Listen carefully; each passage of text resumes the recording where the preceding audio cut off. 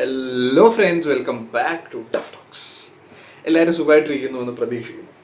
ഇപ്പോൾ social media നിറച്ച എമ്പുരാനെ കുറിച്ചുള്ള ഡിസ്കഷൻസും എന്താണ് സംഭവിക്കുന്നത്, രാഷ്ട്രീയമായ കുറേ കാര്യങ്ങൾ, കുറേ അക്രമങ്ങൾ സിനിമയിൽ കാണിച്ചിട്ടുണ്ട്. സെൻസർ ബോർഡ് കുറേയൊക്കെ കട്ട് ചെയ്ത് മാറ്റി 17 സ്ഥലങ്ങളിലുള്ള കോണ്ടന്റ് അല്ലെങ്കിൽ ഇതിൻ്റെ അകത്ത് 17 കട്ട് വന്നിട്ടുണ്ട്. അപ്പോൾ ഇതിൻ്റെ അകത്തുള്ള ഒരു മേജർ കോൺട്രവേഴ്ഷ്യൽ ഒരു ടോപ്പിക് ഉണ്ട്.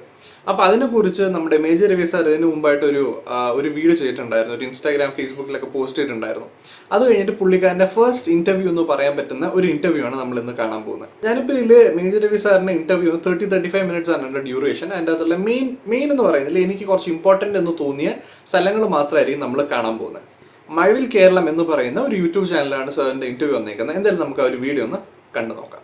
സാർ പാൻ ഇന്ത്യൻ മൂവിയായ നമ്മുടെ എമ്പുരാൻ പുറത്തിറങ്ങിയിട്ടുണ്ടായിരുന്നു. അപ്പോൾ ഒത്തിരി വിവാദങ്ങൾ ഇപ്പോൾ നടക്കുകയാണ് ആ ഒരു മൂവിയെ കുറിച്ചിട്ട്. അപ്പോൾ മേജർ രവി എന്ന വ്യക്തിയെ സംബന്ധിച്ച് സാറിന് എന്താണ് പറയാനുള്ളത്? ഇത് ഒരു വിവാദം ആയിട്ടെന്ന് പറയുന്നത്, ഒരു സിനിമ വന്നു കഴിഞ്ഞാൽ അതിൻ്റെ മുകളിൽ ഇപ്പം ഫസ്റ്റ് ഷോ, ഞാൻ ഈ ഫസ്റ്റ് ഷോ കണ്ടിട്ടുള്ളതാണ്. ഇപ്പം നിങ്ങൾ ടി വിയിൽ കാണാം. ഞാൻ ആ ഫസ്റ്റ് ഷോയ്ക്ക് നമ്മളെന്താണ് ഒരാൾ വന്ന് ചോദിച്ചു കഴിഞ്ഞാൽ house of film very good. അതാണ് ഒരു പോസിറ്റീവ് ആൻഡ് ജെൻറ്റിൽമാൻ റിവ്യൂ. അല്ലാതെ കൊള്ളൂല എന്നുള്ളത് പരസ്യമായിട്ട് നമ്മളെപ്പോലുള്ള ഒരാൾ പറയാൻ പാടില്ല. അത് കൊള്ളൂല്ലെങ്കിലും ശരി, കൊള്ളില്ല എന്നുള്ളത്. ഇതിനെക്കുറിച്ച് ഞാൻ അങ്ങനെ കൊള്ളില്ല എന്നല്ല പറഞ്ഞു. ഞാൻ പറയും it's a good, very well made film. Neutrally when you watch it, that's a film. But then ഞാൻ അങ്ങനെയാണ് ആ പടം കണ്ടതും. അത് കഴിഞ്ഞിട്ട് എവിടേക്കോ എനിക്ക് മെസ്സേജുകൾ വരാൻ തുടങ്ങി. Did you see the film, അത് ഇതെന്നെല്ലാം നോക്കി. Then when you see that കി യെസ്, വൈ ദിസ് വെൻ നമ്മൾ അമേരിക്കയിൽ ഷൂട്ട് ചെയ്യുന്ന അല്ലെങ്കിൽ മറ്റൊരു അതെല്ലാം കറക്റ്റ്, എല്ലാം പോകുന്നുണ്ട്. ബട്ട് വൈ ദിസ്, ഈ ഒരു കമ്മ്യൂണൽ റൈറ്റ്സ് വിച്ച് ജനറലി ജനങ്ങൾ മറന്നു പോയിട്ടുള്ളൊരു കാര്യം, ഓർക്കാൻ ആഗ്രഹിക്കാത്തത്. ഒപ്പോസിഷൻ പാർട്ടികൾ ഇന്നും BJPനെ കുറ്റം പറയുന്നത് നരഹത്യ എന്നൊക്കെ പറയും. പക്ഷെ അതിൻ്റെ കാരണം എന്താണെന്നുള്ളതും അത് കാരണക്കാർ ആരാണെന്നുള്ളതും അവരെ പനിഷടക്കം സുപ്രീം കോടതി ചെയ്തു കഴിഞ്ഞിരിക്കുന്നു. അതിന് ശേഷവും രാഷ്ട്രീയ പാർട്ടിക്കാർ ഇപ്പോഴും BJPക്ക് എഗൻസ്റ്റായിട്ട് യൂസ് ചെയ്യുന്നൊരു വെപ്പനാണ് ഈ ഗോദ്ര എന്ന് പറയുന്നത്. ഒരു സിനിമ എന്നുള്ളത് മനുഷ്യനെ ഇൻഫ്ലുവൻസ് ചെയ്യുന്ന സാധനമാണ്. ചിലർ പറയും ഇൻഫ്ലുവൻസ് ചെയ്യില്ല എന്നുള്ളത്. ഇൻഫ്ലുവൻസ് ചെയ്യില്ലെങ്കിൽ നിങ്ങൾ ഒരു കോമഡി പടം കണ്ടുകൊണ്ട് ചിരിക്കാതിരിക്കും. എങ്കിൽ ഞാൻ പറയാം പടം ഇൻഫ്ലുവൻസ് ചെയ്യില്ല. ആ കോമഡി കണ്ടിട്ടാണല്ലോ നമുക്ക് ഈ ചിരി വരുന്നത്. അതുപോലുള്ള വികാരം തന്നെയാണ് പലതും ഈ സിനിമയ്ക്കകത്ത്. എൻ്റെ സിനിമയ്ക്കകത്ത് ഞാൻ അറിയപ്പെടുന്ന ഒരു പെട്രിയോട്ടിക് ഫിലിം മേക്കർ എന്നുള്ളതാണ്. കാരണം അതിനകത്ത് ഞാൻ രാജ്യസ്നേഹം വരുന്ന രീതിയിലുള്ളത് സീക്വൻസുകളും ഡയലോഗുകളും എൻ്റെ ഹീറോ കൊണ്ട് പറയിപ്പിച്ചും അവരുടെ ചുറ്റുമുള്ള ആളുകളെ വെച്ചിട്ട് അതിൻ്റെ ഇമോഷൻസും വരുന്ന സമയത്താണ് പിള്ളേർ പടം കാണുന്ന സമയത്ത് ഭാരത് മാതാ കി ജയ് അല്ലെങ്കിൽ ജയഹൻ എന്ന് പറയുന്നു. ഇതേപോലെ ഈ സിനിമയ്ക്കകത്ത് നോക്കിക്കഴിഞ്ഞാൽ ഞാൻ പടം കണ്ടാണെങ്കിൽ yes I like it, loved it എന്നത്. മേക്കിംഗ്, രാജുവിൻ്റെ മേക്കിംഗ് കാര്യങ്ങളൊക്കെ പറഞ്ഞ് ഞാൻ പറഞ്ഞു is very lucky to get a person who can spend this kind of money to produce a film. ഒരു സിനിമ ഉണ്ടാക്കാൻ അതിന് ഏറ്റവും അധികം സപ്പോർട്ട് ഒരു ഡയറക്ടർക്ക് വേണ്ട പ്രൊഡ്യൂസറിൻ്റെയാണ്. എനിക്കിഷ്ടമുള്ള മാതിരി ഷൂട്ട് ചെയ്യാം. പക്ഷേ ഇതില്ലാത്ത സമയത്താണ് നമ്മളിങ്ങനെ അരക്കി പിടിച്ച് അത് കോംപ്രമൈസ് ചെയ്തൊക്കെയാണ് നമ്മൾ സിനിമ ചെയ്യുന്നത്, മലയാള സിനിമ. അപ്പോൾ അവിടെ ഞാൻ പറയാം yes he is very lucky. ഒരു 2-3 മണി ആയപ്പോഴത്തേക്കാണ് ഇതിൻ്റെ റിയൽ റിപ്രക്കഷൻസ് നമ്മൾ കാണാൻ തുടങ്ങുന്നത്. ഇതിനകത്ത് എന്തിനാണ് ഈ ഗോദ്ര കേസ് കാണിക്കുന്ന സമയത്ത് ഇവിടെ ശ്രദ്ധിക്കേണ്ട ഒരു കാര്യം എന്താണെന്ന് വെച്ചാൽ, മേജർ രവി സാർ പറഞ്ഞ എന്താ, സിനിമ കണ്ടു, ഹി ലൈക്ക് ദ മൂവി. ഇതിലിങ്ങനെ ഒരു രാഷ്ട്രീയമായ ഒരു കാര്യം ഉണ്ടെന്ന് പുള്ളിക്കാരൻ ആലോചിച്ചിട്ടുണ്ടായിരുന്നില്ല. മേക്കിംഗ് ആണെങ്കിലും പുള്ളിക്കാരനെ ഭയങ്കരമായിട്ട് ഇഷ്ടപ്പെട്ടു. കൊള്ളാമല്ല, നല്ലൊരു പടം എന്നാണ് തോന്നിയത്. സാധാരണ അനുപചാരിക കാര്യം പറയും, ഈ സിനിമയെക്കുറിച്ചല്ല. ഇപ്പോൾ ഒരു കൊള്ളാത്തൊരു സിനിമയാണെങ്കിലും കൊള്ളാം എന്ന ആൾക്കാർ നമ്മളെപ്പോലുള്ളവർ പറയാൻ പറ്റില്ല. കുറച്ച് റെപ്യൂട്ടഡ് ആയിട്ടുള്ള ഇച്ചിരി ഈ ഒരു മേഖലയിൽ നിൽക്കുന്ന ആൾക്കാർ അങ്ങനെ പറയാൻ പാടുള്ളൂ എന്ന് പുള്ളിക്കാരൻ ജസ്റ്റ് പറഞ്ഞു എന്ന് മാത്രം. ഈ സിനിമയെക്കുറിച്ച് അല്ല പറഞ്ഞേക്കുന്നത്. പിന്നെ പറഞ്ഞു ഇതാണ് ഈ ഒരു സിനിമ, ഇതിലിങ്ങനെ ഒരു രാഷ്ട്രീയം എന്ന് പറഞ്ഞ ഈ ഒരു സാധനം അത്രയും വലിയൊരു സംഭവമായിട്ട് ഇറ്റ്സ് എ ഗുഡ് ഫിലിം. അത് ഭയങ്കരമായിട്ട് പുള്ളിക്കാരൻ വലിയൊരു കാര്യമായിട്ട് അതിനെ ബോദർ ചെയ്തില്ല എന്നുള്ളതാണ്.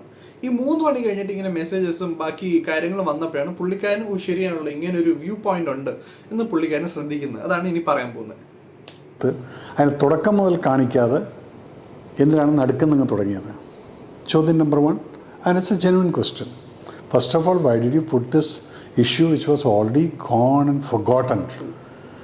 കേസ് നടന്നു, അതിൻ്റെ പനിഷ്മെൻറ്റും കഴിഞ്ഞു. ആ ആളുകളെല്ലാം ഇന്ന് പലയിടത്തും ഇരിപ്പുണ്ട്. പലരും സുഖമായിട്ട് ഗുജറാത്തിൽ യാതൊരു പ്രശ്നമില്ലാതെ പോകുന്ന ഒരു സ്റ്റേറ്റിനെ കുറിച്ച് അതാണ് ഞാൻ ആ പടത്തിനകത്ത് കണ്ടിട്ടുള്ള ഒരു പ്രശ്നം എന്ന് പറയുന്നത്. പിന്നെ അതിന് നിങ്ങൾ BJP-ക്കാരാണ്, സംഖ്യകളാണ്, ഈ ലാംഗ്വേജുകളൊക്കെ യൂസ് ചെയ്യാം. നിങ്ങളെന്തിനാ ഇത് യൂസ് ചെയ്യാനുള്ള കാരണം നിങ്ങൾ ഈ സിനിമയ്ക്കകത്ത് കൊടുത്തിരിക്കുന്നത്? അതുകൊണ്ടല്ലേ നിങ്ങളൊരു കോൺട്രവേഴ്ഷ്യൽ ടോക്ക് വന്നിരിക്കുന്നത്. അപ്പം അതാണ് ആ സിനിമയെക്കുറിച്ചിട്ട് എനിക്കതിനെക്കുറിച്ച് ഒന്നും പറയാൻ പറ്റില്ല. Raju is A good film maker എന്നുള്ളത് ഞാൻ പറയുന്നുണ്ട്. But at the same time the writer should have been more careful about writing a sensitive subject like this. And അതിനകത്ത് അവിടെയും ഇവിടെയും തൊടാതെ വരുമ്പോഴാണ് what is your intention of projecting this subject like this എന്നുള്ളത്. അവിടെയാണ് ഇവിടെ ഇഷ്യൂസ് മുഴുവൻ തുടങ്ങിയിരിക്കുന്നത്. പിന്നെ നിങ്ങൾ ഈ പാർട്ടിക്കാരെ അല്ലെങ്കിൽ RSSകാരെ തെറി വിളിച്ചിട്ടൊന്നും കാര്യമില്ല. അവരവരുടേതായിട്ടുള്ള വികാരവും അവരുടേതായിട്ടുള്ള കാര്യങ്ങളും പറഞ്ഞപ്പം അതിനിപ്പം ഇവിടുത്തെ ഭരിക്കുന്ന ഗവൺമെൻറ് പറയും നോ, അത് അവരുടേതാണ്. ഇവർ തന്നെ ആദ്യം എതിർത്തിട്ടുണ്ട്. കാരണം അതിനകത്ത് നമ്മുടെ പിണറായി സഖാവിനെ അടക്കം അതിനകത്ത് മെൻഷൻ ചെയ്തിട്ടുണ്ട്. ഇത് RSSൻ്റെ അല്ലെങ്കിൽ BJP-ക്കാരുടെ അല്ലെങ്കിൽ ഹിന്ദുക്കളുടെ ശബ്ദം ഉയർന്നപ്പോഴാണ് മാർക്സിസ്റ്റ് പാർട്ടിക്കാർ അവരുടെ കൂടെയൊക്കെ ചേർന്നു. ഇവർക്ക് ഒപ്പോസിറ്റ്. ഇതൊക്കെ ഒരു കളിയാണത്. സിനിമയിൽ വരുന്നതായിട്ടുള്ള പ്രശ്നങ്ങളെ ബൂം ചെയ്തിട്ട് കാണിക്കാനും സാധിക്കും, ഇല്ലെങ്കിൽ അതിനെ വിട്ടേക്കെന്നും പറയാം. പക്ഷേ ഇത് വരുന്ന സമയത്ത് എൻ്റെ പ്രശ്നം, ഞാൻ എന്തുകൊണ്ട് ഇതിനൊരു ലൈവ് കൊടുത്തു എന്ന് പറഞ്ഞു കഴിഞ്ഞാൽ, എൻ്റെ പ്രശ്നം എന്ന് പറഞ്ഞു കഴിഞ്ഞാൽ സിനിമ അല്ലെങ്കിൽ ഇതൊന്നുമല്ലായിരുന്നു. അതിനകത്ത് എനിക്ക് വരുന്ന മെസ്സേജുകളെന്ന് പറഞ്ഞാൽ മോഹൻലാലിനെ ലെഫ്റ്റനൻ്റ് കേണൽ പദവി എടുത്തു കളയണം. അതിൻ്റെ ഇടയ്ക്ക് ഒരു കാര്യം ഞാൻ പറഞ്ഞോട്ടെ. ഇപ്പോൾ ഇതിൽ പറഞ്ഞതാണ്, ഫസ്റ്റ് ഓഫ് ഓൾ ഇങ്ങനെ ഒരു സെൻസിറ്റീവ് കോണ്ടന്റ് എന്തിനാണ് ഇതിൻ്റെ അകത്ത് കൊണ്ടുവന്നത്, content what ever it may B, അതിൻ്റെ അകത്ത് എന്തിനാണ് കൊണ്ടുവന്നത് എന്നുള്ളതാണ്. അതായത് 2002 കഴിഞ്ഞ ഒരു ഇൻസിഡൻറ്റ് അത് കൊണ്ടുവരുമ്പോൾ ഇതിങ്ങനെ സെൻസിറ്റീവ് ആയിട്ടുള്ള ഒരു ഇഷ്യൂ ആയതുകൊണ്ട് തന്നെ ഈ സിനിമയിൽ അത് കൊണ്ടുവരേണ്ട ആവശ്യമില്ലായിരുന്നു. ഇൻ ദ സെൻസ് അത് കൊണ്ടുവരാതെ വേറെ രീതിയിൽ എഴുതാമായിരുന്നു എന്നുള്ള നമ്പർ 1. ഒരു റൈറ്റർ എന്ന് പറയുന്ന ഒരാളിന് അയാൾക്കൊരു ഫ്രീഡം ഉണ്ട് അല്ലേ, ഫ്രീഡം ഓഫ് എക്സ്പ്രഷൻ അല്ലെങ്കിൽ ഫ്രീഡം ഓഫ് ക്രിയേറ്റിവിറ്റി എന്നൊക്കെ പറയുന്നത്. പുള്ളിക്കാരന് ഇത് എഴുതാനുള്ള എല്ലാ അധികാരവും അവകാശവും നമ്മുടെ ഡെമോക്രസി കൊടുക്കുന്നുണ്ട് പുള്ളിക്കാരന്. അപ്പം ഈ നമ്മുടെ മേജർ രവി സാർ ഇപ്പോൾ പറഞ്ഞ മാതിരി തന്നെ ഈ സിനിമ കണ്ടപ്പോൾ പുള്ളിക്കാരൻ ഇതിൽ വലിയ കുഴപ്പമുണ്ടെന്നോ അല്ലെങ്കിൽ പൊളിറ്റിക്കലി ഭയങ്കര പ്രശ്നം ഉണ്ടാവും എന്നുള്ളൊരു തോട്ടൊന്നും വന്നില്ല പുള്ളിക്കാരൻ ഇനിഷ്യലി. പിന്നെ ഒന്നും കൂടെ ആലോചിക്കുമ്പോഴാണ്. അപ്പോൾ ഇവരും അങ്ങനെ ആയിരിക്കും. ഈ ഒരു ഇൻസിഡൻറ്റ് കംപ്ലീറ്റ് ആയിട്ട് കാണിക്കേണ്ട ആവശ്യമില്ല, ഇതെന്താണ് അന്ന് സംഭവിച്ചതെന്നുള്ളതിൻ്റെ ഒരു ഡോക്യുമെൻ്ററി അല്ല ഈ ഒരു സിനിമ. മസൂദ് എന്ന് പറയുന്ന പൃഥ്വിരാജ് ചെയ്ത ഒരു ക്യാരക്ടറിൻ്റെ കുട്ടിക്കാലം എന്തായിരുന്നു ഈ ഒരു മെയിൻ ഒരു സംഭവം എന്നുള്ളത് കാണിക്കാൻ വേണ്ടിയിട്ടുള്ള ഒരു സീനാണ്. അത് ഇന്നടത്ത് നടന്ന് blah blah blah blah blah. അതിനത്രയും ഇമ്പോർട്ടൻസ് കൊടുത്തില്ല എന്നുള്ളതാണ്. ഒരു ഇൻസിഡൻറ്റ് മൊത്തം കാണിക്കുക എന്നുള്ളതല്ലായിരുന്നു. ഈ കൊച്ച് ആ ഒരു സിറ്റുവേഷനിൽ കൂടെ കടന്നു പോയപ്പോഴത്തേനും ഉണ്ടായിരുന്ന ഇമോഷൻസ്, വില്ലനായിട്ട് ഡിപ്പിക്റ്റ് ചെയ്തേക്കുന്ന ആൾ എന്തൊക്കെ ചെയ്തിട്ടുണ്ടായിരുന്നു, അയാൾ എങ്ങനെയുള്ള ആളാണ്, അയാളോട് നമുക്കൊരു വെറുപ്പും ഒരു ദേഷ്യവും വരണം. ആ ഒരു വെറുപ്പും ദേഷ്യവും വന്നാൽ മാത്രമേ ഇമോഷണലി നമ്മൾ ഈ ഒരു ഫിലിമിലോട്ട് കണക്ട് ആവും. എന്നാൽ മാത്രമേ ക്ലൈമാക്സിൽ ചെയ്ത് ഇടിക്കുമ്പോഴോ അല്ലെങ്കിൽ വെടിവെച്ച് കൊല്ലാൻ നോക്കുമ്പോഴൊക്കെ നമുക്ക് എന്താണ് അവൻ ചാവണം എന്നൊരു തോട്ട് വരുള്ളൂ. അത് ജനറേറ്റ് ചെയ്യാൻ വേണ്ടിയിട്ടാണ് ഇങ്ങനെയുള്ള അൺപ്ലസൻ്റ് ആയിട്ടുള്ള സീൻസ് വില്ലനെ കുറിച്ച് കാണിച്ചേക്കുന്നത്. അത് അത്രയേ ഉള്ളൂ. പക്ഷെ അതിന് മുമ്പ് ഉള്ള ഈ ഒരു സാധനം കാണിച്ചില്ല എന്നത് പറഞ്ഞിട്ടാണ് ഇത് ഹിന്ദുക്കൾ ഇങ്ങനെ ചെയ്തു എന്നുള്ള രീതിയാണ്. എന്നിട്ട് ഹിന്ദുക്കൾ ഇങ്ങനെ മുസ്ലിംസിനെ ഇങ്ങനെ കൊന്നു, മുസ്ലിംസ് അതിന് മുമ്പ് ഇങ്ങനെ ചെയ്തിട്ടുണ്ടായിരുന്നു എന്നൊക്കെയുള്ള കംപ്ലീറ്റ് സാധനം വരുന്നത് പൊടിയിടാൻ വേണ്ടിയിട്ടും കൂടെയാണ്. അതായത് ഇതിൻ്റെ അകത്ത് സിനിമയ്ക്കകത്ത് തന്നെ കുറേ ഇമ്പോർട്ടൻ്റ് ആയിട്ടുള്ള കുറേ കാര്യങ്ങൾ പറഞ്ഞിട്ടുണ്ട്. ഒരുപാട് പാർട്ടിക്കാർക്കും കുറേ ആൾക്കാരുടെ എതിരെയും ഒരുപാട് കാര്യങ്ങൾ പറഞ്ഞിട്ടുണ്ട്.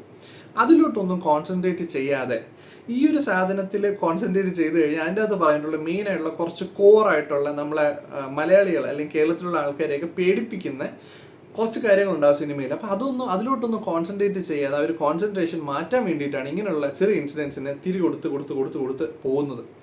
അതിന് ഒരു എന്താ പറയുക, ഒരാൾ ഒരു സാധനം വന്നു കഴിയുമ്പം ഓക്കെ വി ആർ സേഫ്, ഇനി അവരുടെ പരിപാടി ചെയ്തോളും, നമ്മളിലോട്ട് വന്നില്ല എന്ന് ഒരു ഗ്രൂപ്പ് ആലോചിച്ചിട്ട് ആ രീതിയിൽ പ്ലാൻ ചെയ്യുന്നതുമാകാം വേറെ കുറച്ച് കാര്യങ്ങളും അതിനെ കൊടുക്കുന്നതും മണ്ണെണ്ണ ഒഴിക്കുന്നതുമായിട്ടുള്ള കാര്യങ്ങൾ. അതാണ് പുള്ളിക്കാരൻ പറഞ്ഞുകൊണ്ട് വരുന്നത്. മോഹൻലാലിൻ്റെ അയലോക്കത്തെ കുട്ടിക്ക് മറ്റേ ഡിസെൻട്രി വന്നു കഴിഞ്ഞാലും അയലോക്കത്തെ കുട്ടിക്ക് ഡിസെൻട്രി വന്നു, മോഹൻലാലിൻ്റെ ലെഫ്റ്റനൻ്റ് കേണൽഷിപ്പ് എടുത്തുകളാ. ഇങ്ങനെ ഞാൻ കേട്ട് മടുത്തിരിക്കണം. എന്ത് പറഞ്ഞാലും മോഹൻലാൽ ലെഫ്റ്റനൻ്റ് കേണൽഷിപ്പ് എടുത്തുകൂടാ. ഇത് നമുക്ക് മലയാളിക്ക് ഓരോരുത്തർക്കും അഭിമാനിക്കാവുന്ന ഒരു പോസ്റ്റാണ് ലാലിന് കിട്ടിയിരിക്കുന്നത്. കാരണം ഇന്ത്യയിൽ ആദ്യമായിട്ടാണ് ഫിലിം ആക്ടർക്ക് ഇത് കിട്ടുന്നത്. Even Nana Patekar has tried his level best to get it after doing Prahaar, ആ ഒരു സിനിമ അന്നത്തെ കാലത്ത്. ഈ when and stayed within then Kargil യുദ്ധത്തിൽ പോലും അദ്ദേഹം അവിടെ പോയിട്ടുണ്ട്. എന്നിട്ട് പോലും ഇത് കിട്ടിയിട്ടില്ലെങ്കിൽ ഈ വ്യക്തിക്ക് ഇത് കൊടുത്തിട്ടുണ്ടെങ്കിൽ അതൊരു പ്രസ്റ്റീജിയനാണ്. അപ്പോൾ അതിനെ പ്രൊട്ടക്റ്റ് ചെയ്യുക എന്നുള്ളതല്ലാതെ മലയാളിയുടെ അസൂയ അതിലാണ് കാണിക്കുന്നത്. അപ്പോഴാണ് ഞാൻ ലൈവിൽ വന്നത്. ലാൽ ഇത് അറിഞ്ഞിട്ടൊപ്പം ഞാൻ പറഞ്ഞു ലാൽ പടം കണ്ടിട്ടില്ല. അപ്പുറത്ത് വേറൊരാൾ ആരോ എടുത്തിട്ടുണ്ട്. പ്രൊമോഷൻ്റെ സമയത്ത് മോഹൻലാൽ നിന്നിട്ട് ഞാൻ പടം കണ്ടു. ഈ ഒരു ആർട്ടിസ്റ്റ് പടം കണ്ടു എന്ന് പറയുന്നത് ഡബ്ബിങ്ങിൻ്റെ സമയത്തും പലയിടത്തും കടന്ന് എല്ലാം പടം കണ്ടു എന്ന് തന്നെയാണ് പറയുന്നത്. പക്ഷെ ഒരു ടോട്ടാലിറ്റിയിലൊരു പടം കണ്ടില്ല എന്നുള്ളതാണ് ഞാൻ പറഞ്ഞത്. അപ്പോൾ അതിൻ്റെ മുകളിൽ ട്രോള് അല്ലെങ്കിൽ അത് കുറേ യൂട്യൂബേഴ്സിന് പൈസ ഉണ്ടാക്കാൻ എന്തെങ്കിലുമൊക്കെ വേണമല്ലോ. I don't care for all this thing. I don't even read the comments. ഇതിനകത്ത് ഇത് അവോയ്ഡ് ചെയ്യാൻ പറ്റുമായിരുന്നു. ലാലേട്ടൻ ഇതിൻ്റെ അകത്ത് മെയിൻ ലീഡ് ചെയ്യുന്ന ഒരാൾ ഒരു പ്രൊഡ്യൂസറും കൂടെയാണെന്ന് വേണമെങ്കിൽ പറയാം, ആശീർവാദ് ഫിലിംസിൻ്റെ. അപ്പോൾ ഇതിൻ്റെ കഥ അറിയാതെ ഒരിക്കലും മോഹൻലാൽ ഇതിങ്ങനെ ചെയ്യില്ല അല്ലേ? എന്തായാലും കഥ അറിഞ്ഞിട്ടുണ്ടാവണം. പക്ഷെ അത് ഇത്രയും വലിയ രീതിയിൽ ഒരു സംഭവമാവും, ഒരു ടോക്കാവും, ആൾക്കാരുടെ ഇമോഷൻ അത്രയ്ക്ക് ഹേർട്ട് ചെയ്യും എന്ന് പുള്ളിക്കാരന് തോന്നിയിട്ടുണ്ടാവില്ല. മേജർ രവി സാർ കണ്ടപ്പോൾ തന്നെ okay it's A film, it's a good film എന്ന് തോന്നി. അതിൻ്റെ അപ്പുറം പുള്ളിക്കാരനൊന്നും തോന്നിയില്ല. പക്ഷേ ഓരോ ആൾക്കാർ ഇങ്ങനെ സംസാരിക്കുമ്പോൾ ഓക്കെ ഇങ്ങനെ ഒരു പെർസ്പെക്റ്റീവിൽ ആൾക്കാർ ചിന്തിച്ചിട്ടുണ്ടാവാം എന്നൊക്കെ തോന്നിയപ്പോഴാണ് ഈ പുള്ളിക്കാരൻ പറഞ്ഞ ഇൻസിഡൻറ്റ് കംപ്ലീറ്റ് ആയിട്ട് കാണിക്കണമായിരുന്നു, നടുക്ക് വെച്ച് മാത്രം കാണിച്ച ശരിയായില്ല. അപ്പം അതുപോലെയുള്ള തോട്ട്സ് വന്നിട്ടില്ലാതെ ഇരിക്കാം ലാലേട്ടന്. അപ്പം അത് ഒരു വലിയൊരു സംഭവമായിട്ട് പറയേണ്ട ആവശ്യമൊന്നുമില്ല. മനുഷ്യരാണ്, ഇങ്ങനെയുള്ള മിസ്റ്റേക്സ് സംഭവിക്കും. പക്ഷെ അതിൽ ആരുടെ കുറ്റം എന്ന് വെച്ച് കഴിഞ്ഞാൽ ആരുടെയും കുറ്റമല്ല. ഒരു കഥ എഴുതി, അത് ഇഷ്ടപ്പെട്ടു, അത് ചെയ്തു. പറഞ്ഞു കേൾക്കുന്ന സമയത്ത് എന്താണ് ഈ കഥ എന്നുള്ളത് ഒരു ആർട്ടിസ്റ്റിൻ്റെ അടുത്ത് പറയുന്ന സമയത്ത് യെസ് ഇങ്ങനെ സംഭവമുണ്ട്, അതുണ്ട്, അത് കഴിഞ്ഞിട്ട് പിന്നെ ഇൻട്രൊഡക്ഷൻ, ഹെലികോപ്റ്റർ വരുന്നു, ഇതിങ്ങനെയൊക്കെയാണ് നമ്മൾ കഥ പറയുന്നത്. അത് കഴിഞ്ഞിട്ട് ടോട്ടലി പടം കാണുമ്പോഴാണ് അതാണ് ഇവിടെ ഡാമേജ് വന്നിരിക്കുന്നത്. അതാണ് പച്ചക്കള്ളം. ഒരിക്കലും ലാലേട്ടൻ അറിയാതെ 2-3 ഹെലികോപ്റ്റർ വരുന്നു, അവിടുന്ന് പൊട്ടിത്തെറി വരുന്നു എന്ന് ഒരിക്കലും പറയില്ല. ഇതിൻ്റെ കറക്റ്റ് സ്റ്റോറി എന്തായാലും പൃഥ്വിരാജ് ലാലേട്ടൻ്റെ കൂടെ പറഞ്ഞിട്ടുണ്ടാവണം 100%. അല്ലാതെ ജസ്റ്റ് ഒന്നും കേൾക്കാതെ ലാലേട്ടൻ ചെയ്യുമെന്ന് തോന്നുന്നില്ല ഇങ്ങനെ ഒരു സിനിമ. അത് ഇത്രയും വലിയൊരു സിനിമ, അതിൻ്റെ ഒരു കോർ എലമെൻ്റ് ആണ് ഈ ഒരു സാധനം.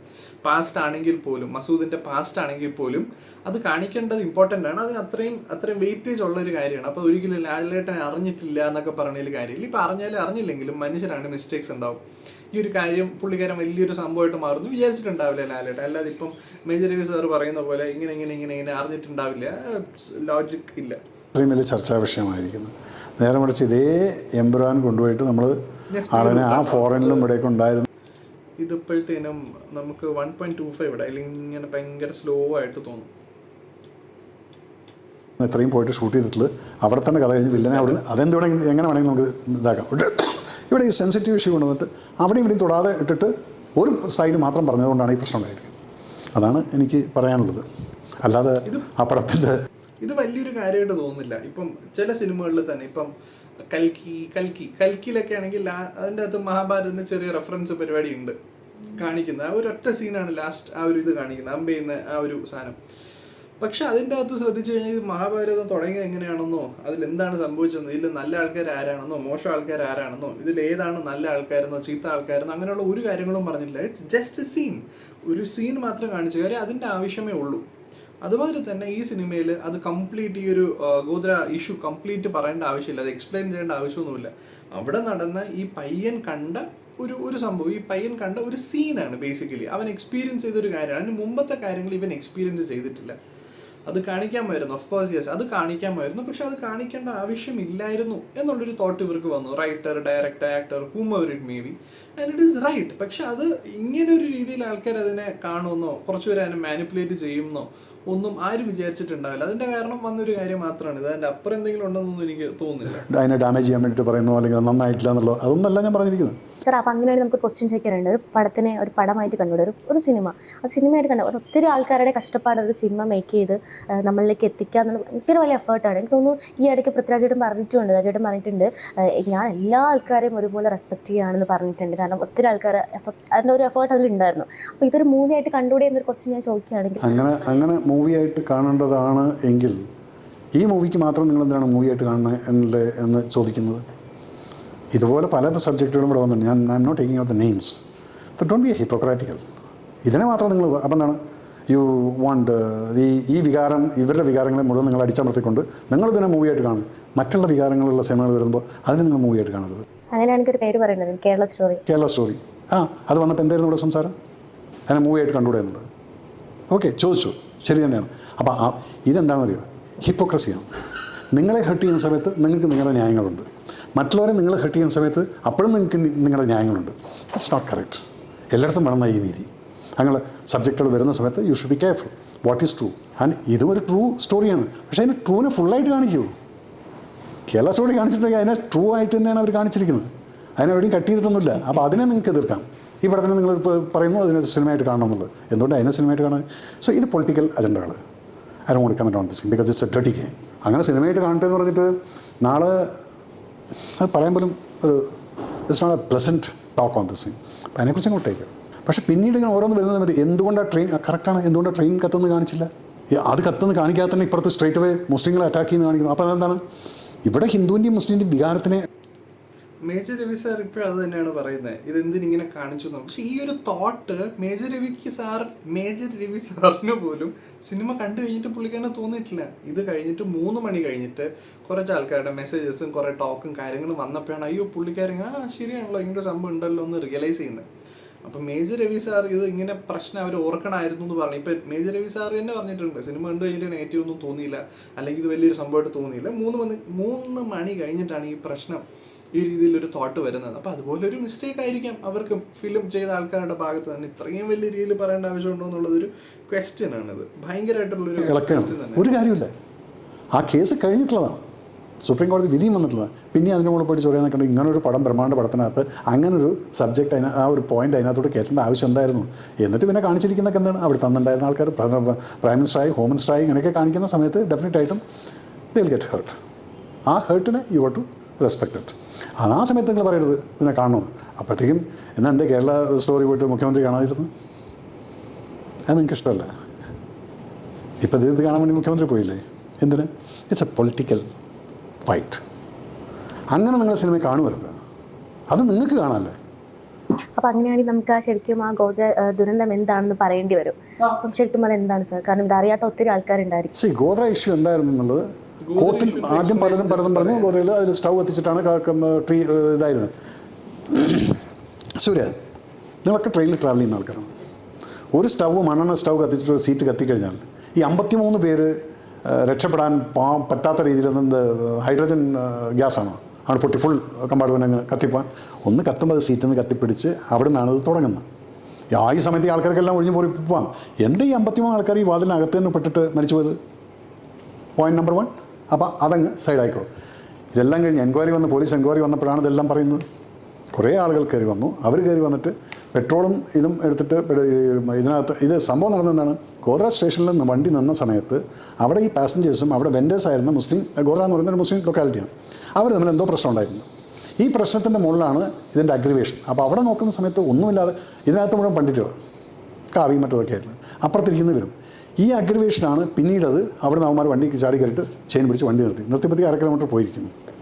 അവിടെയാണ് ഇവന്മാരെല്ലാവരും കൂടെ ആക്രമിച്ച സമയത്ത് എന്താണ് ഈ 53 പേരെ എങ്ങനെയാണ് ഈ ഒരു ചെറിയൊരു തീയിൽ നിന്ന് ഒരുമിച്ച് കത്തിപ്പോകാനുള്ള സിറ്റുവേഷൻ കുറച്ച് ചോറുന്ന ആൾക്കാരാണെങ്കിൽ മനസ്സിലാക്കാം. ട്രെയിൻ പെട്ടെന്ന് തീ പിടിക്കില്ല. അതിൻ്റെ സീറ്റുകളൊക്കെ ഒന്ന് കത്തി വരുമ്പോഴത്തേക്കും റെക്സിനെ കത്തി വരുമ്പോഴത്തേക്കും സമയമെടുക്കും. അതിനകത്ത് മരമല്ല, ഇരുമ്പാണ് കൂടുതൽ. ആ സീറ്റുകൾ മാത്രമാണ് മരത്തിൻ്റെ പ്ലേറ്റുള്ളൂ. അപ്പോൾ ഇതൊന്നും നിങ്ങൾക്ക് ലോജിക്കൊന്നും ചിന്തിക്കില്ല.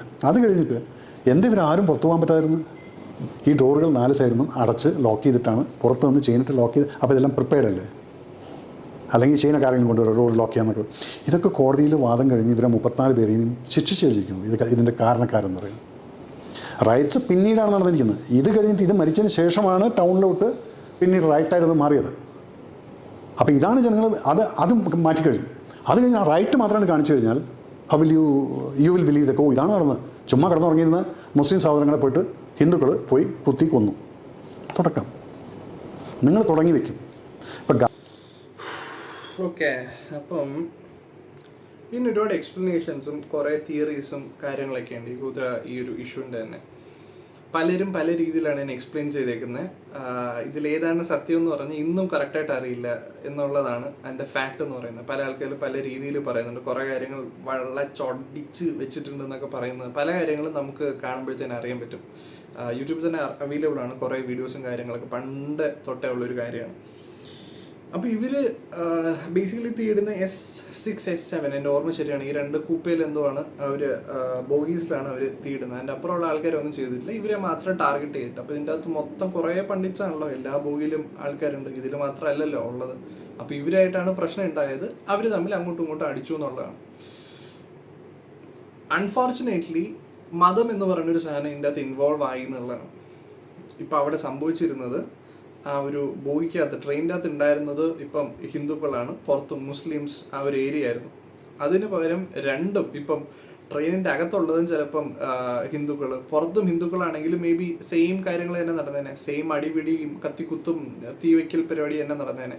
അൺഫോർച്ചുനേറ്റ്ലി ഈ ഒരു മതം എന്ന് പറയുന്ന സാധനം അവിടെ ഇൻവോൾവ് ആയതുകൊണ്ടാണ് ഇങ്ങനെ സംഭവിച്ചത് അല്ലേ. അപ്പോൾ അത് വളരെ കുറച്ച് ആൾക്കാരുടെ ഒരു മോശമായ ഒരു കാര്യം തന്നെയാണ് ഇങ്ങനെ സംഭവിച്ചത്. ഒബ്വിയസ്ലി അതിലൊരു ന്യായീകരണമില്ല. പക്ഷേ ഈ ഒരു മതം എന്ന് പറയുന്ന സാധനം എൻ്റെ അകത്ത് ഇൻവോൾവ് ആയപ്പോഴത്തേനും ഇതുമായിട്ട് ഒരു ബന്ധമില്ലാത്ത ആൾക്കാരെയാണ്. ഇപ്പോൾ അവർ ബോയ്ക്കകത്ത് ഉണ്ടായിരുന്ന എല്ലാവരും കൂടെ അടി ഉണ്ടാക്കിയെന്നും പറയുന്നില്ല. ചിലപ്പോൾ എൻ്റെ 53-54 പേര് മരിച്ചിട്ടുണ്ടെന്ന് തോന്നുന്നു, എൻ്റെ ഓർമ്മ ശരിയാണെങ്കിൽ. അതിൻ്റെ അകത്ത് മേ ബി ഒരു 10 അല്ലെങ്കിൽ 20 അല്ലെങ്കിൽ ഒരു 30 പേര് മാക്സിമം എന്താണ് അടി കൂടിയിട്ടുണ്ടാവാം. ബാക്കിയുള്ള 20 പേര് അല്ലെങ്കിൽ 25 പേര് ഒരു ബന്ധമില്ലാത്ത ആൾക്കാരായിരിക്കാം, അവരായിരിക്കാം മരിച്ചിട്ടുണ്ടാവുക.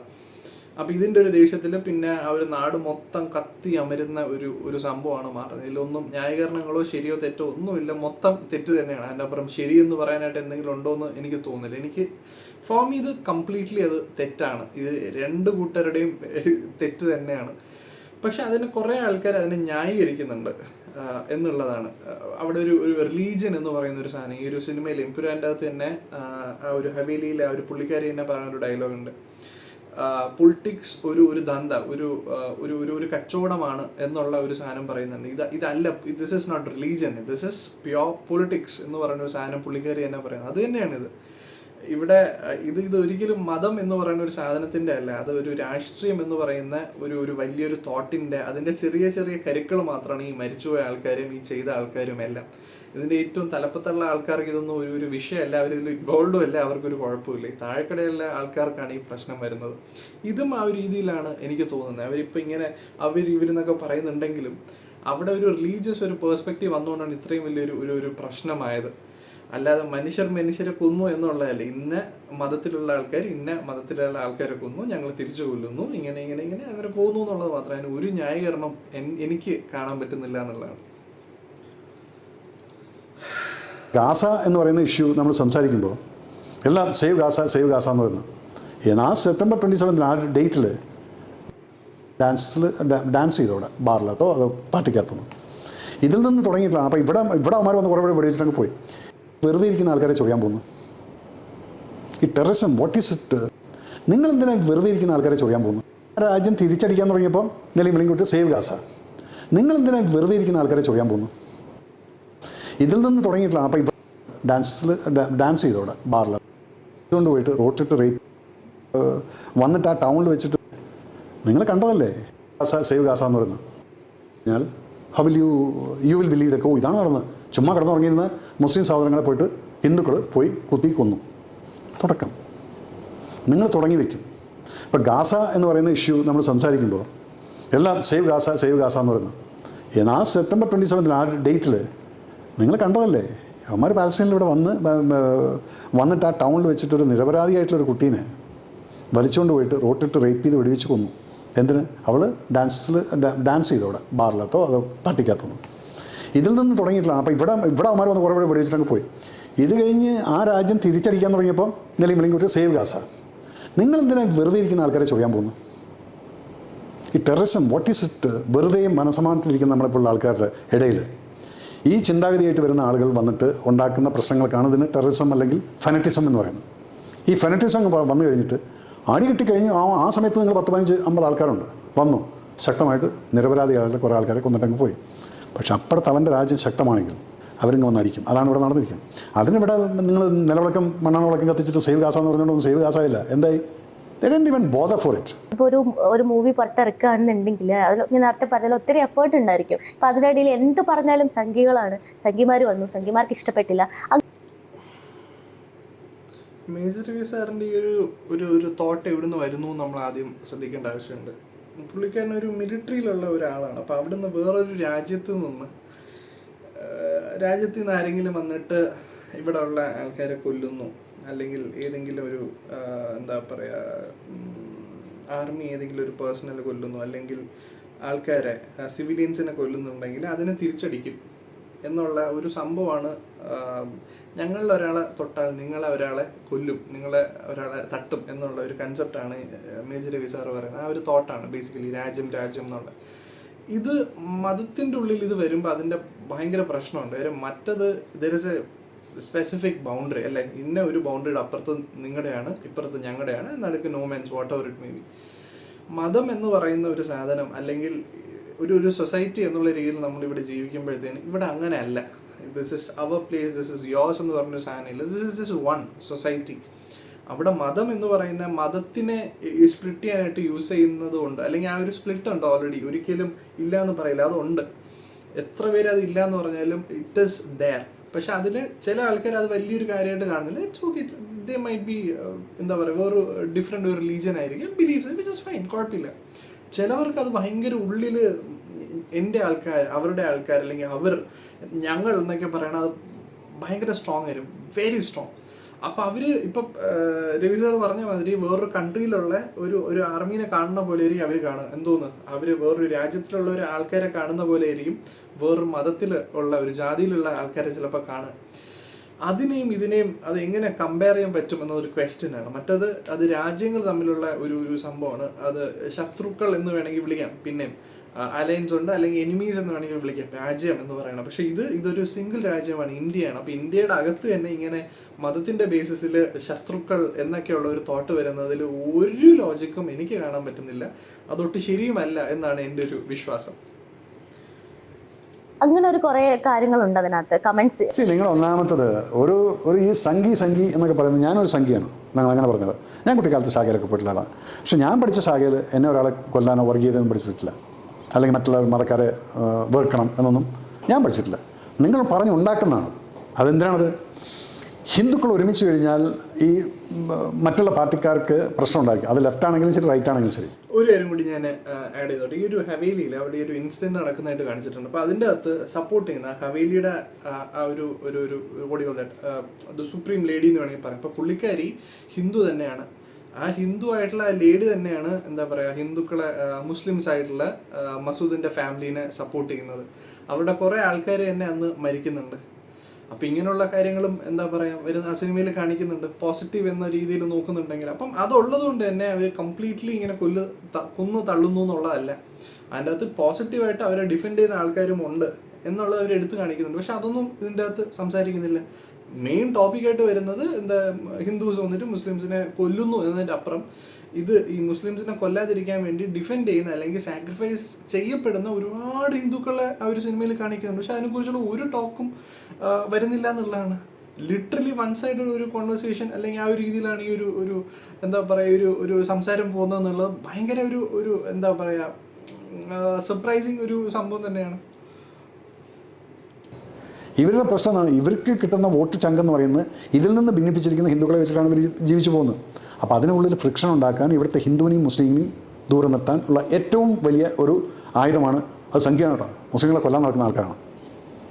ഇങ്ങനെ നിങ്ങളൊരു ഇംപ്രഷൻ ഉണ്ടാക്കിയിട്ട് ഈ സംഖ്യ എന്ന് പറയുന്ന RSSകാരാണ് ഇന്ന് ലോകത്തിലെ ഏറ്റവും വലിയ ശക്തി എന്ന് പറയുന്നത്, ഏറ്റവും വലിയൊരു സംഘടന എന്ന് പറയുന്നു. അതുപോലെ തന്നെ ഇന്ന് ഭാരതം 3ാമത്തെ പ്രാവശ്യം ഭരിക്കുന്ന പ്രധാനമന്ത്രി അതിൽ പ്രവർത്തിച്ച് മുന്നോട്ട് വന്നിട്ടുള്ള ആളാണ് മോദിജി. അപ്പോൾ അത് നിങ്ങൾ അക്സെപ്റ്റ് ചെയ്യാതെ വെറുതെ സംഖ്യ എന്ന് പറഞ്ഞു ഇതൊക്കെ നിങ്ങൾക്ക് സോഷ്യൽ മീഡിയയിൽ എഴുതാം. കാരണം സോഷ്യൽ മീഡിയയിൽ മുഖമില്ലാത്തവൻ മേജർ രവി എടാ എല്ലാം പറയും. പക്ഷേ ഇവൻ ഫേസ് ടു ഫേസ് വരുന്ന സമയത്ത് ഇത് പറയില്ല. നമ്മളിപ്പോൾ എന്ത് സംസാരിച്ചാലും രാഷ്ട്രീയം വരുന്നുണ്ട്, രാഷ്ട്രീയം വരുന്നുണ്ട് മോളെ. അതെന്താണെന്ന് ചോദിച്ചു കഴിഞ്ഞാൽ അപ്പോഴാണ് ഈ സർവൈവ് ചെയ്യുന്ന രാഷ്ട്രീയക്കാർക്ക് ജീവിച്ചു പോകാൻ പറ്റുന്നത്. ഇപ്പം ലെഫ്റ്റിന് ജയിക്കണമെങ്കിൽ അവർക്ക് they want to get the Muslim votes, they trying the level best. പക്ഷേ Muslims are they are Kunhalikutty സാഹിബിൻ്റെ കൂടെ അവർ മുസ്ലിം ലീഗ് അത് കോൺഗ്രസുമായിട്ട് അലൈൻ ചെയ്ത് പോയിരിക്കുകയാണ്. Left is trying the level best to get them. Sorry, they will not come close because they don't like you. പക്ഷേ അതിനകത്തുള്ള കുറച്ച് ആളുകളുണ്ടായിരിക്കും, അവർ മാത്രം സർവൈവ് ചെയ്യും. പിന്നെ BJP എന്ന് പറഞ്ഞു കഴിഞ്ഞാൽ അത് ഓൾറെഡി മുസ്ലിങ്ങളെ നിങ്ങൾക്ക് പറ്റാത്തതാണ്. അപ്പം അങ്ങനെ ബാക്കിയുള്ളത് ഇതൊക്കെ പറയും ഇത് കളികളാണത്. അല്ലേ സാർ? ഇപ്പോൾ പറഞ്ഞിട്ടുണ്ടായിരുന്നു ലാലേട്ടൻ ഭയങ്കര വിഷമമായി എന്ന് പറഞ്ഞിട്ടുണ്ടായിരുന്നു. ഇന്ന് തന്നെ ലാലേട്ടൻ അത് മാപ്പ് ചോദിച്ചിട്ടൊരു മാപ്പല്ല ഞാൻ കണ്ടത്. കാരണം എനിക്കറിയാമായിരുന്നു. കാരണം അദ്ദേഹത്തിൻ്റെ മനസ്സാക്ഷിയാണ് അദ്ദേഹം പറഞ്ഞത്. നിങ്ങളെ ഞാൻ ഹേർട്ട് ചെയ്തിട്ടുണ്ടെങ്കിൽ ഞാൻ നിങ്ങളാൽ ആയിട്ടുള്ളതാണ് ഈ ലാലേട്ടൻ എന്നുള്ളത്. അപ്പം നിങ്ങൾക്കത് വേദനിക്കുന്ന രീതിയിൽ ഞാൻ എന്തെങ്കിലും ചെയ്തിട്ടുണ്ടെങ്കിൽ ഐ എം സോറി. ചെയ്തിട്ടുണ്ടെങ്കിൽ അതിന് ഞാൻ ക്ഷമ ചോദിക്കും. അപ്പോൾ ലാലേട്ടൻ അതിന് ക്ഷമ ചോദിച്ചു എന്ന് പറഞ്ഞു കഴിഞ്ഞാൽ എന്തുകൊണ്ടാണെന്ന് വെച്ചാൽ ലാലേട്ടൻ ഒരു കലാകാരനാണ്. ഇതിലതാണ് ഇപ്പം ലാലേട്ടൻ ചെയ്തത് തെറ്റാണ്, ഒരു തെറ്റ് ചെയ്തു, അതിനുള്ള സോറി എന്നുള്ള രീതിയിലല്ല ലാലേട്ടൻ ചോദിച്ചേക്കുന്നത്. പുള്ളിക്കാരൻ ജെന്യുവനായിട്ടൊരു സിനിമ എടുത്തു, അതിൽ കുറച്ച് കാര്യങ്ങൾ കാണിക്കുകയൊക്കെ ചെയ്തു. പക്ഷെ അത് ഇൻറ്റൻഷനലി അല്ലാതെ ചെയ്ത ഒരു കാര്യം കുറച്ച് ആൾക്കാരെ അത് ഹേർട്ട് ചെയ്തിട്ടുണ്ടെങ്കിൽ ഐ എം സോറി എന്ന് പറയുന്നു. അത് ചെയ്ത് തെറ്റാണെന്ന് ഉള്ളതല്ല. അത് ഇപ്പം ഇവർ പൃഥ്വിരാജ് ആണെങ്കിലും ലാലേട്ടനാണെങ്കിലും മുരളി ഗോപിയുടെ സ്ക്രിപ്റ്റിൽ ഈ ഒരു സിനിമ കാണിച്ചിരുന്ന തെറ്റാണെന്ന് എനിക്ക് തോന്നുന്നു. പക്ഷെ വേറൊരാൾക്ക് അത് തെറ്റാണെന്ന് തോന്നി, അവരുടെ ഇമോഷൻസിനെ അത് ഹേർട്ട് ചെയ്തിട്ടുണ്ടെങ്കിൽ ഐ എം സോറി എന്ന് പറയുന്നതിൽ എന്താണ് തെറ്റ്? അതിൻ്റെ ഇടയിൽ വേറെ ഏതോ ഒരുത്തൻ്റെ ഒരു ഇൻസ്റ്റാഗ്രാമിൽ ഒരു സാധനം കണ്ട്, നാണമില്ലല്ലോ ലാലേട്ടന് സോറി പറയാൻ്റെ ആവശ്യം എന്തോന്നായിരുന്നു. വേറൊരു സൂപ്പർ സ്റ്റാറിനെ കുറിച്ച് ഇങ്ങനെ ഇടയ്ക്ക് ചെയ്തൊരു സിനിമയിലൊരു സാധനം വന്നു, പുള്ളിക്കാരൻ ആ സിനിമയുടെ പേര് മാത്രം ഫേസ്ബുക്കിൽ എന്തോ ഇട്ടു, ട്വിറ്ററിൽ എവിടെ ഇട്ടു, അതാണ് ഗട്ട്സ്, അങ്ങനെ വേണം ഇരിക്കാൻ എന്നൊക്കെ പറഞ്ഞിട്ട് ഒരാൾ ഇട്ടേക്കുന്ന ഒരു വീഡിയോ ഉണ്ട്. ഒരു കാര്യമില്ല, ഒരു സോറി പറഞ്ഞു ഒന്നും പറഞ്ഞ് വലിയ തെറ്റൊന്നുമില്ല. പുള്ളിക്കാർ ഇത് തന്നെയാണ് പറഞ്ഞത്, ഞാൻ മനഃപൂർവ്വം ചെയ്ത കാര്യമൊന്നുമല്ല, ഇതിൽ ഇതിപ്പം ഇങ്ങനെ ഒരു സിനിമ എടുത്തു, നിങ്ങൾക്ക് അത് കണ്ടപ്പം മോശമായിപ്പോൾ അല്ലെങ്കിൽ നിങ്ങളുടെ ഇമോഷൻസിനെ അത് ഹേർട്ട് ചെയ്തത്, ഐ എം സോറി. അതിൽ ഒരു തെറ്റും ഞാൻ കാണുന്നില്ല. ഒരു കലാകാരൻ എങ്ങനെ ഉണ്ടാകുന്നത്? നിങ്ങളെപ്പോലുള്ള ആളുകൾക്ക് എൻ്റെ കല ഇഷ്ടപ്പെട്ട് എന്നെ ഇഷ്ടപ്പെടുന്നതാണ്. അപ്പം നിങ്ങൾക്ക് എൻ്റെ കല കാരണം എന്തെങ്കിലും ഹേർട്ട് ചെയ്തിട്ടുണ്ടെങ്കിൽ എൻ്റെ ഉത്തരവാദിത്വമാണ്. I'm sorry to if you got it, I will not do it again. അത്രയും ലാലേട്ടൻ ചെയ്തിട്ടുള്ളൂ. സ്ക്രിപ്റ്റിൻ്റെ കാര്യം പറയുകയാണെങ്കിൽ ഇപ്പോൾ ഒരു പ്രൊമോഷൻ വീഡിയോയിൽ രാജുവേട്ടൻ പറഞ്ഞിട്ടുണ്ടായിരുന്നു, ഞാൻ ഒരു 6 മണിക്കൂർ എടുത്തിട്ടാണ് ആ സ്ക്രിപ്റ്റ് ലാലേട്ടനെ വായിച്ച് കേൾപ്പിച്ചത്, ലാലേട്ടൻ ശരി മോനെ എന്ന് പറഞ്ഞു. അതെനിക്ക് തോന്നുന്നു ആ ഒരു ക്ലിപ്പ് ഭയങ്കര രീതിയിൽ വൈറലായിരുന്നു. അപ്പോൾ അങ്ങനെ അപ്പോൾ സ്ക്രിപ്റ്റ് കേൾക്കാണ്ടാണ് ഒരിക്കലും ഒരു മൂവി ചെയ്തത് എന്ന് പറയാൻ പറ്റില്ല. ഞാൻ ഇത് നിങ്ങൾക്ക് വേണമെങ്കിൽ ക്രിറ്റിസിസത്തിന് പറയാതെ ഓക്കെ, ഈ 6 മണിക്കൂർ ഒരാളിരുന്നൊരു സ്ക്രിപ്റ്റ് വായിച്ചുകൊണ്ടിരിക്കുകയല്ല ചെയ്യുക. ഞങ്ങൾ കളിയും തമാശയൊക്കെ പറഞ്ഞിട്ടൊക്കെയാണ് ഒരു സ്ക്രിപ്റ്റ് വായിക്കുക. അതിൻ്റെ ഇടയിൽ പല സമയത്തും മണിക്കൂറുകളോളം വേറെ കാര്യങ്ങളൊക്കെ പറഞ്ഞിട്ട് പോകും. ഓക്കെ, പലപ്പോഴും 1 മണിക്കൂറിൽ നമ്മൾ സ്ക്രിപ്റ്റും കഴിഞ്ഞ് പിന്നീട് നമ്മൾ സംസാരിച്ചുകൊണ്ടിരിക്കുക ചെയ്യാം. ഓക്കെ, ഇപ്പോൾ രാജുവിൻ്റെ കൂടെ ഞാനൊരു പടം ചെയ്തിട്ടുണ്ട്. അതിനോട് ഞാൻ സ്ക്രിപ്റ്റ് പറഞ്ഞത് എത്ര 6 മണിക്കൂറുണ്ട് ഞാൻ സ്ക്രിപ്റ്റ് പറഞ്ഞെടുത്തു. രാജു ഓൾറെഡി സ്ക്രിപ്റ്റ് വായിച്ചിട്ടുണ്ടായിരുന്നു. എൻ്റെയൊക്കെ പറഞ്ഞാൽ എൻ്റെ ഫുൾ സ്ക്രിപ്റ്റ് ഉണ്ടായിരിക്കും. പലരുടെ ഇങ്ങനെ സ്ക്രിപ്റ്റ് ഉണ്ടാവില്ല. ഇപ്പം ഞാൻ ഒരു ഡയറക്ടറോട് വർക്ക് ചെയ്യുന്ന സമയത്ത് സാറേ ഇതാണ് സീന്, സാറിൻ്റെ സൈഡിൽ നിന്ന് ചെയ്തു, അത് കയറി ഹിറ്റായി, ആ പടം സൂപ്പർ ഹിറ്റാവുന്നു. കാരണം ഇതിലൊരു ലോജിക്ക് എനിക്ക് ഉണ്ടെന്ന് തോന്നുന്നില്ല. ഉറപ്പായിട്ട് ഇതിൻ്റെ ഒരു കഥ പറയുന്നുണ്ടെങ്കിൽ മസൂദിൻ്റെ കുട്ടിക്കാലത്ത് ഇങ്ങനെ ഗുജറാത്തിൽ ഇങ്ങനെ സംഭവിച്ചിട്ടുണ്ടായിരുന്നു, അതിൻ്റെ ഇടയിൽ ഇങ്ങനെ സംഭവിച്ചു എന്നുള്ളൊരു സാധനം എന്തായാലും വരും. 99.99% എന്തായാലും അങ്ങനെ ഒരു സാധനം വന്നിരിക്കും. അല്ലാതെ ഒരു സ്ഥലത്ത് ഇങ്ങനെ സംഭവിച്ചു എന്ന് പറയില്ല. ഇന്നതിൻ്റെ ഭാഗമായിട്ട് ഗുജറാത്തിൻ്റെ ആ ഒരു കലാപത്തിൻ്റെ ആ ഒരു ഭാഗമായിട്ട് ഇങ്ങനെ വന്നു എന്നായിരിക്കും പറയുക.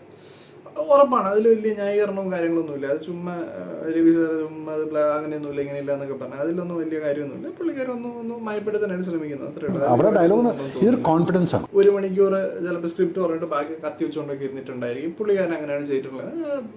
Not logic. അതുകൊണ്ട് സ്ക്രിപ്റ്റ് വായിച്ചോ ഇല്ലയോ എന്നുള്ളതല്ല, സ്ക്രിപ്റ്റിനകത്തൊന്നും എഴുതിയിട്ടുണ്ടാവില്ല, ഇങ്ങനെയൊന്നും ഫീൽ ചെയ്യില്ല, ഇതിൻ്റെ കണക്ഷൻ ഇങ്ങനെ വരില്ല. അത് ഞാനൊക്കെ പടം ചെയ്യുന്ന സമയത്ത് ഒരു വാറിൻ്റെയൊക്കെ സിനാരിയോ പറഞ്ഞ് ഞങ്ങൾ ഷൂട്ടർ പോകുന്നതാണ്. ഫുള്ളായിട്ട് ഇങ്ങനെ പറയും ഓക്കെ ഏകദേശം അപ്പോൾ എല്ലാം ഇരുന്ന് വായിച്ചിട്ട് തന്നെ വേണം എന്നുള്ളത്, അത് it's up to the artist. Script explain ചെയ്ത് അത്രയും കാര്യമായിട്ട് പറഞ്ഞു എന്നൊക്കെ പറഞ്ഞു, വിച്ച് ഇസ് അതില്ലെങ്കിൽ പോലും അത് ഈ ഒരു സാധനം പറയുമ്പോൾ ഒബ്വിയസ്ലി ഗുജറാത്തിൻ്റെ ഇങ്ങനെ ഒരു കലാപത്തിൻ്റെ ഈ ഒരു സംഭവം ഉറപ്പായിട്ടും അത് പറയാം. അത് പറയാതിരിക്കാൻ ഒരു ചാൻസും ഇല്ല. പക്ഷെ അത് ഇൻ ഡീറ്റെയിൽ ആയിരിക്കും എന്നുള്ളതൊക്കെ ഒരു ക്വസ്റ്റ്യനാണ്. ചെന്നാനത്തെ സെൻസർ ചെയ്ത് കുറച്ച് സീൻസ് ഒക്കെ ഒഴിവാക്കും എന്ന് പറഞ്ഞിട്ടുണ്ടായിരുന്നു. അങ്ങനെയാണെങ്കിൽ സെൻസർ ചെയ്യുന്നൊന്നുമില്ല, അത് ഇവർ തീരുമാനിച്ചിട്ട്. ഇപ്പം ഞാൻ ഒരു പടം ഇട്ടു, എനിക്ക് തിയേറ്ററിൽ പോയിട്ട് പറയാം. ഇപ്പം തിയേറ്ററിൽ പോയി പറയാൻ പറ്റില്ല, കാരണം അത് ഫിലിമല്ല, ക്യൂബ് ആയതുകൊണ്ട് അവരെ ഇൻഫോം ചെയ്യണം. അപ്പോൾ ഇവർ തീരുമാനിച്ചിട്ടുണ്ടെന്ന പോർഷൻസ് മാറ്റാം. അവർ ക്യൂബിൽ ഇൻഫോം ചെയ്യുന്നു, അതും കട്ട് ചെയ്തോളുന്നത്. അത് it is a prerogative of the producer, director and everybody. അതാണ് ഇപ്പോൾ അവർ ചെയ്തിരിക്കുന്നത്. അതായത് സെൻസർ പിന്നെ ചെയ്തു എന്നുള്ളത് പറയണ്ട. ഞാൻ എൻ്റെ കീഴ്ചകൾ ഉദാഹരണം പറയാം. അതിനകത്ത് റേപ്പ് സീക്വൻസ് ഉണ്ട്. സെൻസറിനകത്ത് 1 ഇഞ്ച് പോലും അത് കട്ട് ചെയ്തിട്ടില്ല. 2-3 ലേഡീസ് ഉണ്ടായിരുന്നു, ഗണേശൻ്റെ സിസ്റ്റർ മിനി, സാറ ജോസഫ് മാഡം, ഇവരൊക്കെ ഉണ്ടായിരുന്നു. അവർ പറഞ്ഞു രവി ഒരു പോർഷൻ പോലും കട്ട് ചെയ്ത് കളയുന്നു. കാരണം അതിലാണ് നമുക്ക് ആ വില്ലനോടുള്ള ദേഷ്യം വരുന്നത്. അത് നിങ്ങൾ മനോഹരമായിട്ട് ആ റേപ്പ് ഷൂട്ട് ചെയ്തിട്ടുണ്ട് എന്ന് പറഞ്ഞു, കാരണം വൃത്തികളല്ലാതെ. പക്ഷെ ഞാൻ തിയേറ്ററിൽ ഇരുന്നിട്ട് പടം കാണുമ്പോൾ, സരിത തിയേറ്ററിൽ ഫുൾ തിയേറ്റർ ഇരിക്കുന്നു, ഫാമിലീസ് ഇരിക്കുന്നു, എനിക്ക് എന്തോ ഒരു മാതിരി ആ റേപ്പിൻ്റെ അത് വരുന്ന സമയത്ത് കുട്ടികളൊക്കെ. അങ്ങനെ ഞാൻ 8 ഫീറ്റ് ഞാൻ അവിടെ ഇരുന്നിട്ട് കട്ട് ചെയ്ത് കളഞ്ഞു. 8 ഫീറ്റ് എന്ന് പറഞ്ഞാൽ ആണോ, അറിയേണ്ടവർക്ക് അറിയാതെ റേപ്പാണെന്നുള്ളത്, കുട്ടികൾക്ക് അറിയില്ല എന്താണെന്നുള്ളത്. കുട്ടികൾ ചോദിച്ചാൽ അവർ നമ്മൾ തല്ലൂടാണെന്ന് പറയാം അച്ഛനമ്മമാർക്ക്. അത് എൻ്റെ ഇഷ്ടമാണ്, ഇപ്പോൾ കട്ട് ചെയ്യണമെന്നുണ്ട്, അതാണ് അവർ ചെയ്തിട്ടുള്ളൂ. അവർക്ക് തോന്നി ഓക്കെ ഇത് പ്രോബ്ലം ക്രിയേറ്റ് ചെയ്യുന്നുണ്ട്, കട്ട് ചെയ്ത് കളഞ്ഞേക്ക്. ഞാനിപ്പം ആലോചിക്കുകയാണ് ഇപ്പം ഈ ഒരു മൂവിയെ കുറിച്ച് ഭയങ്കര സോളിഡ് പോയിന്റ് ആയിട്ട് പറഞ്ഞത്. ഇങ്ങനെ ഒരു അത്ര ആൾക്കാർക്ക് അത്ര കംഫർട്ട് എന്ന് പറയാൻ പറ്റില്ല, ആൾക്കാർക്ക് ബുദ്ധിമുട്ടുണ്ടാക്കുന്നു എന്ന് തോന്നി. ഇപ്പോൾ പറഞ്ഞ മാതിരി തന്നെ ഒരു റേപ്പ് സീൻ അത് വേണ്ട, അതില്ലെങ്കിൽ ആൾക്കാർക്ക് മനസ്സിലാവും. മറ്റാണെങ്കിൽ കുറച്ചും കൂടി ആ ഒരു ദേഷ്യവും കാര്യങ്ങളൊക്കെ വരാനായിട്ട് ഹെൽപ്പ് ചെയ്യും. പക്ഷെ ആ ഒരു സാധനം കാണിക്കുമ്പോൾ ചില ഒരു ദേഷ്യം എന്ന് പറയുന്ന ഇമോഷൻ സ്ട്രോങ് ആയിട്ട് വരുമെങ്കിൽ ഇപ്പോൾ കുട്ടികൾ ബാക്കിയുള്ളവർക്ക് ചിലപ്പോൾ അത് ഭയങ്കരമായിട്ട് ഹേർട്ട് ആകാനൊക്കെ ഉള്ള ചാൻസ് ഉണ്ടെന്ന് തോന്നി. ഇപ്പം മേജർ രവി സാർ അതിന് വേണ്ടെന്ന് പറഞ്ഞിട്ട് കട്ട് ചെയ്ത് മാറ്റി എന്ന് പറഞ്ഞു. അതുപോലൊരു കാര്യം തന്നെയാണ് ഇവിടെയും ചെയ്യുന്നതെന്നാണ് പറയണത്. ചില സീൻസ് കാണിക്കുമ്പോഴത്തേനും ചില ആൾക്കാർക്ക് ചില ഫാമിലീസിന് ഭയങ്കര പ്രശ്നം തോന്നുന്ന രീതിയിൽ ഒരു ഇമോഷണലി പ്രശ്നം വരുമെന്ന് തോന്നി അത് കട്ട് ചെയ്ത് കളയുന്നു എന്ന് മാത്രം. ഒരു റെഫറൻസ് ഞാൻ ജസ്റ്റ് പറയാണ്. ഷെൻഡ്ലേഴ്സ് ലിസ്റ്റ് എന്നും പറഞ്ഞ് ഒരു ഫിലിമുണ്ട്. നമ്മുടെ ജുറാസിക് പാർക്കിൻ്റെ തന്നെ ഡയറക്ടർ സ്റ്റീഫൻ സ്പീൽബർഗ് പുള്ളിക്കാരൻ ചെയ്ത ഒരു ഫിലിമാണ്, ഒരു മൂവിയാണ്. അപ്പോൾ അതിൻ്റെ അകത്ത് ജ്യൂസിനെയൊക്കെ ഒരുപാട്, അതായത് ജൂതന്മാരെ ഒരുപാട് പേരെ കൊല്ലുന്നതും ഒരുപാട് ടോർച്ചറും കാര്യങ്ങളൊക്കെ ഒരു സിനിമയിൽ കാണിക്കുന്നുണ്ട്. അത്രയും ക്ലീനായിട്ട് തന്നെയാണ് അവർ കാണിച്ചേക്കുന്നത്. നമുക്ക് കാണുമ്പോൾ വിഷമമൊക്കെ തോന്നുന്ന രീതിയിൽ തന്നെയാണ്. അങ്ങനെ ഒരുപാട് സീൻസും കാര്യങ്ങളുണ്ട്. ഒരു ഭയങ്കര രീതിയിൽ ഡിസ്റ്റർബൻസ് ഉണ്ടാകുന്ന ഒരുപാട് ട്രോമാറ്റിക് ആയിട്ടുള്ള കുറേ കാര്യങ്ങളുണ്ട് ഒരു സിനിമയിൽ. പക്ഷെ ആ ഒരു സീൻസ് ഒന്നും ഇല്ലാതെ മേ ബി ആ സിനിമ എടുത്ത് തീർക്കാൻ പറ്റില്ല. കാര്യം ആ സിനിമ അതിനെക്കുറിച്ചാണ് പറയുന്നത്. അപ്പോൾ അതിനെക്കുറിച്ച് ഒരു സിനിമ പറയുമ്പോൾ ഇങ്ങനെയുള്ള സീൻസ് ഒന്നും കാണിച്ചില്ലെങ്കിൽ മേ ബി ഒരു കൺവിൻസിങ് ആകില്ല, അല്ലെങ്കിൽ ജെന്യൂൻ ആണെന്ന് തോന്നില്ല എന്നൊക്കെയുള്ള കാര്യങ്ങൾ. അപ്പോൾ ഈ ഒരു സിനിമയിൽ മേ ബി അത്രയ്ക്കൊന്നും ഉള്ള കാര്യങ്ങളുണ്ടെന്ന് തോന്നുന്നില്ല. എന്നാൽ പോലും ബട്ട് സ്റ്റിൽ ഉള്ള സാധനങ്ങൾ ചില ആൾക്കാർക്ക് ബുദ്ധിമുട്ടുണ്ടാക്കുമെന്ന് തോന്നുമ്പോഴത്തേനും കട്ട് ചെയ്ത് കളയുന്നതിൽ ഒരു തെറ്റുണ്ടെന്ന് തോന്നില്ല. അത് അവരുടെ നല്ല മനസ്സാണ്. ഇപ്പോൾ അവർ കട്ട് ചെയ്ത് കളഞ്ഞില്ലെങ്കിൽ ഈ സിനിമ ഓടും, അതിനൊരു കുഴപ്പമൊന്നും വരാൻ പോകില്ല. പിന്നെ അവർ വിചാരിച്ചു ഓക്കെ ആൾക്കാർക്ക് ചുമ്മാ എന്തിനാണ് ഒരു ഇത് കൊടുക്കുന്നത്, ഒരു ബുദ്ധിമുട്ട് എന്തിനാണ് കൊടുക്കുന്നത്, ലെറ്റ്സ് ജസ്റ്റ് റിമൂവ് ഇറ്റ് എന്ന് പറയുന്നത്. അവർ എന്തോ തോറ്റു, അവർ ജയിച്ചു, ഞാൻ തോറ്റു, അതുകൊണ്ട് തോറ്റുകൊണ്ട് അവർ വെട്ടിക്കളഞ്ഞു എന്നുള്ളതല്ല. അത് അവരുടെ നല്ല മനസ്സ് തന്നെയാണ്. അതിൽ ഒരു ഡൗട്ടും എനിക്ക് തോന്നില്ല എന്നുള്ളത്.